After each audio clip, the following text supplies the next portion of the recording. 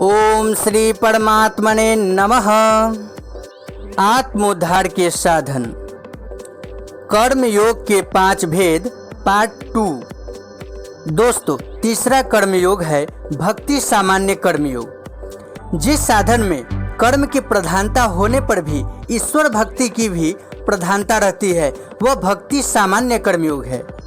जैसे तस्मादो मृत्यु दाहत्य यज्ञ दानः तपः क्रियः प्रवर्तन्ते विधानोक्ताः सततं ब्रह्मवादिनाम्।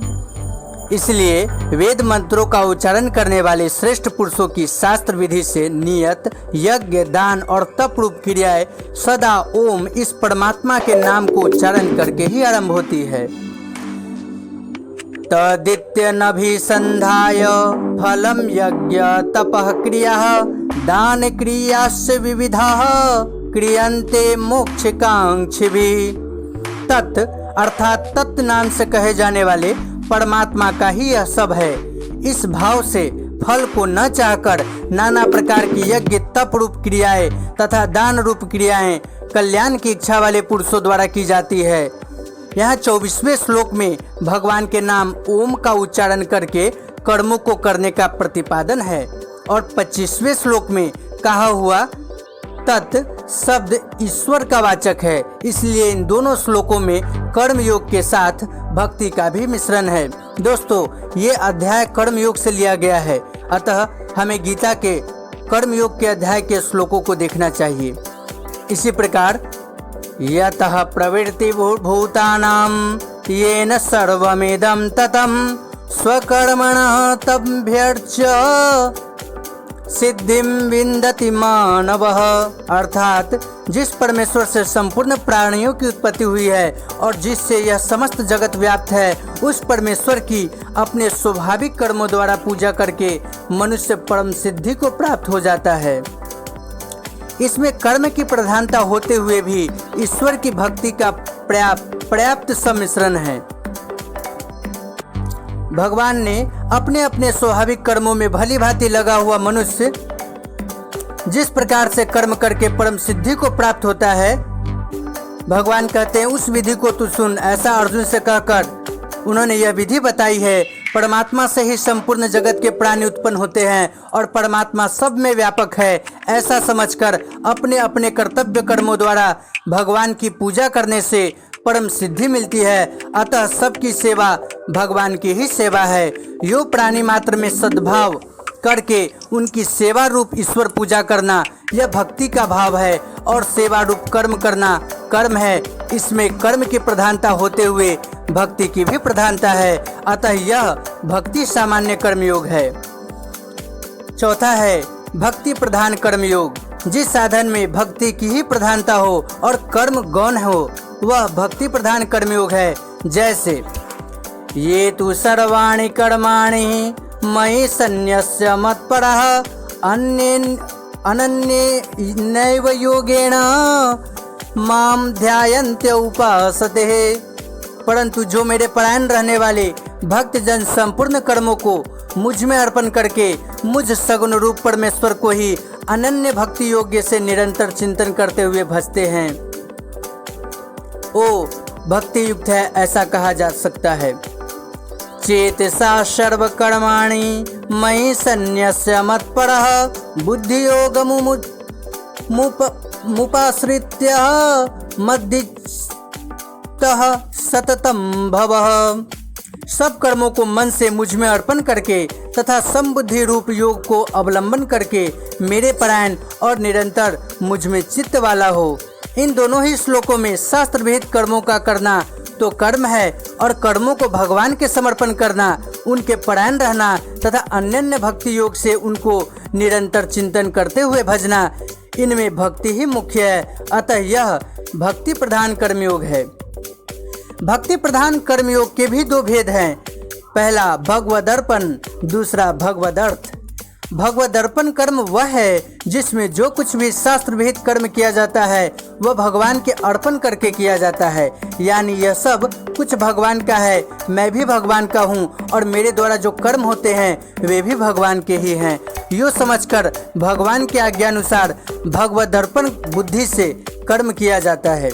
भगवान ने गीता में अर्जुन से कहा है, यत् करोसि यत् स्नासि यत् जुहोसि ददासि यत् पश्यासि कौन्तेय तत्कुरुष्व मदर्पणम शुभाशुभ फलैरेवं मोक्षस्य कर्म बंधनैः संन्यास सयोग युक्तात्मा विमुक्तो मामुपैस्यसि। हे अर्जुन, तू जो कर्म करता है, जो खाता है, जो हवन करता है, जो दान देता है और जो तप करता है वह सब मेरे अर्पण कर। इस प्रकार जिसमें समस्त कर्म मुझ भगवान के अर्पण होते हैं, ऐसे संन्यास योग से युक्त चित्त वाला तू शुभाशुभ फल रूप कर्म बंधन से मुक्त हो जाएगा और उनसे मुक्त हुए होकर मुझको ही प्राप्त होगा।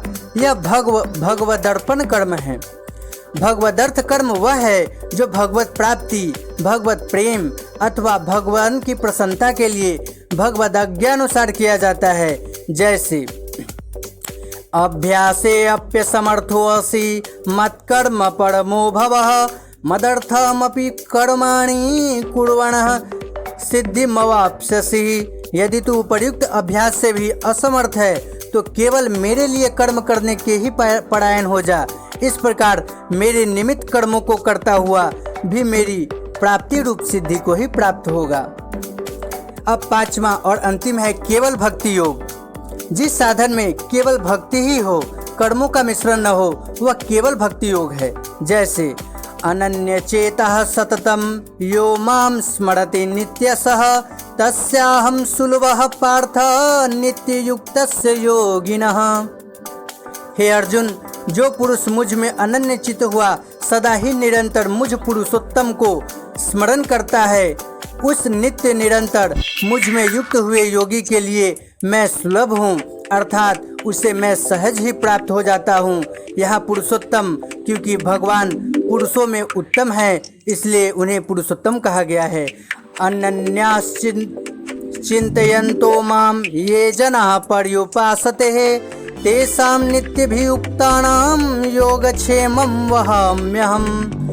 जो अनन्य प्रेमी भक्तजन मुझ परमेश्वर को निरंतर चिंतन करते हुए निष्काम भाव से भजते हैं, उन नित्य निरंतर मेरा चिंतन करने वाले पुरुषों का योगक्षेम मैं स्वयं वहन करता हूँ। अर्थात उसे जो कुछ भी प्राप्त करना हो, चाहे उससे उसके द्वारा जो कुछ भी अप्राप्त है, वो सब प्रभु अपने हिसाब से उसे देते हैं।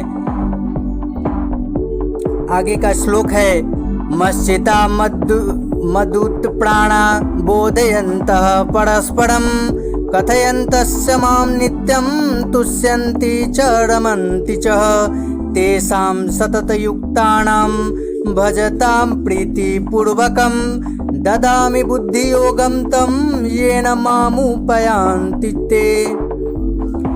अर्थात निरंतर मुझ में मन लगाने वाले और मुझ में ही प्राणों को अर्पण करने वाले भक्तजन मेरी भक्ति की चर्चा के द्वारा आपस में मेरे प्रभाव को जनाते हुए तथा गुण और प्रभाव सहित मेरा कथन करते हुए ही निरंतर संतुष्ट होते हैं और मुझ वासुदेव में ही निरंतर रमन करते हैं। उन निरंतर मेरे ध्यान आदि में लगे हुए और प्रेम पूर्वक भजने वाले भक्तों को मैं वह यथार्थ ज्ञान रूप योग देता हूँ जिससे वे मुझको ही प्राप्त होते हैं।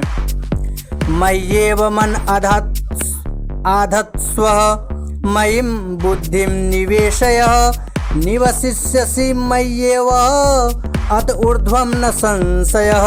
अर्थात मुझ में ही मन को लगा और मुझ में ही बुद्धि को लगा, इसके अनंतर तू मुझ में ही निवास करेगा, इसमें कुछ भी संशय नहीं है।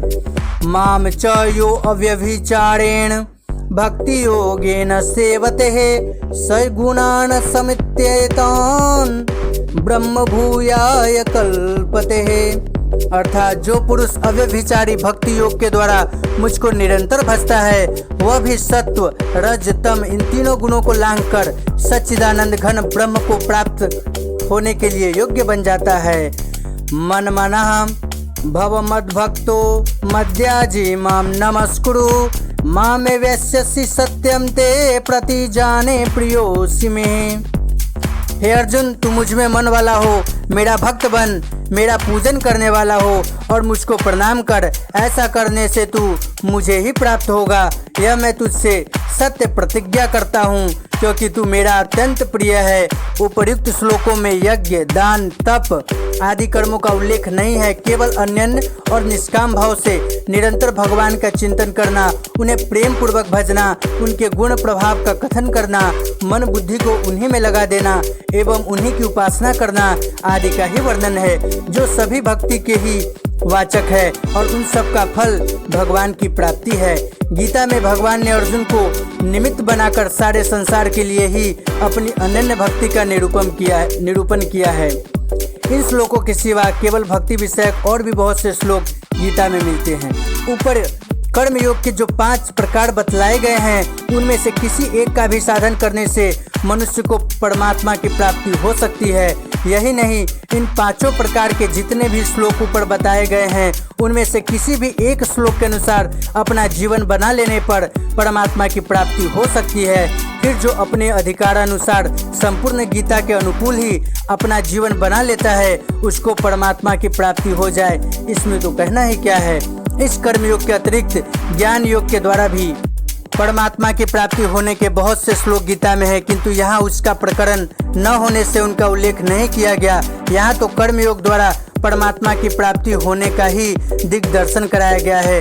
अतएव कर्मयोग के साधकों को कर्मयोग के ऊपर निर्दिष्ट 5 प्रकारों में से अपनी रुचि के अनुसार किसी एक का भी श्रद्धा भक्ति पूर्वक तत्परता से साधन करना चाहिए। जय श्री राम, जय Shri Krishna. Thanks for watching, likes and subscribe.